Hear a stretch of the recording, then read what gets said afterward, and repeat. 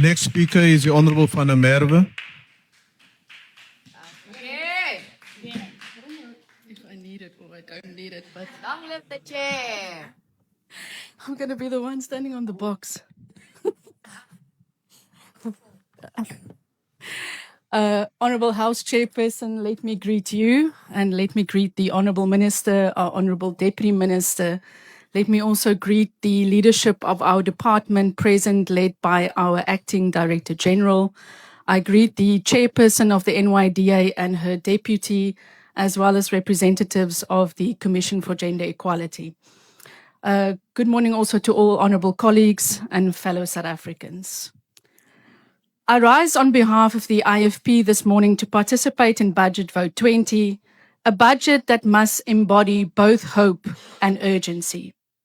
For the rands and cents that we are debating this morning must reach the young person who has lost hope because there are simply no jobs and opportunities.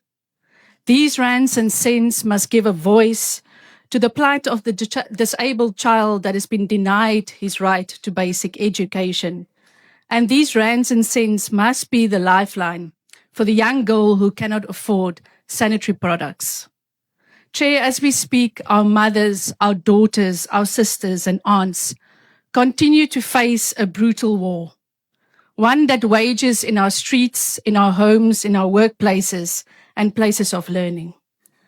Gender-based violence cuts through culture and colour, and it leaves the same cruel inheritance: shortened lives, dreams deferred, broken families, and generational trauma. It is against this grim reality that I express my deep dismay that in the next 3 weeks, as Parliament debates the various budget votes, nothing meaningful will be set aside for the implementation of the National Strategic Plan on Gender-Based Violence and Femicide, or the declaration of gender-based violence and femicide as a national disaster. In fact, the classification remains unfunded, and there's nothing to show that in the budget review that departments have set aside any additional funds. And let me say clearly today that declaring a national disaster without dedicated funds is not a plan, it is a betrayal.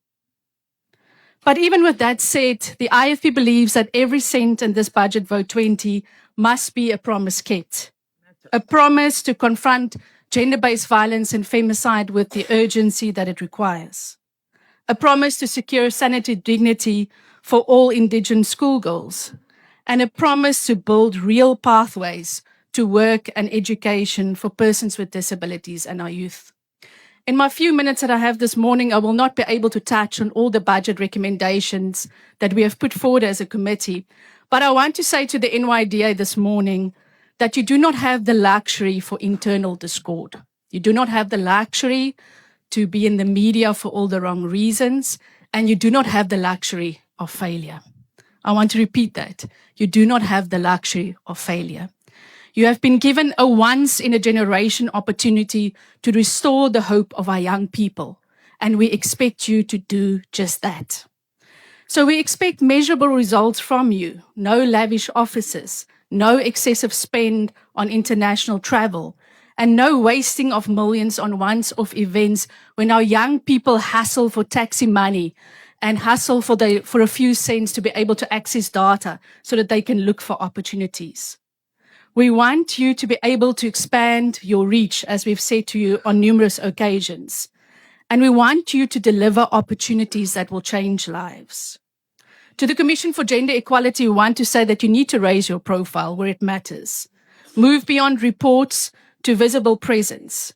You need a national toll-free line, a WhatsApp reporting platform, and smart, sustained use of free media opportunities to showcase your interventions.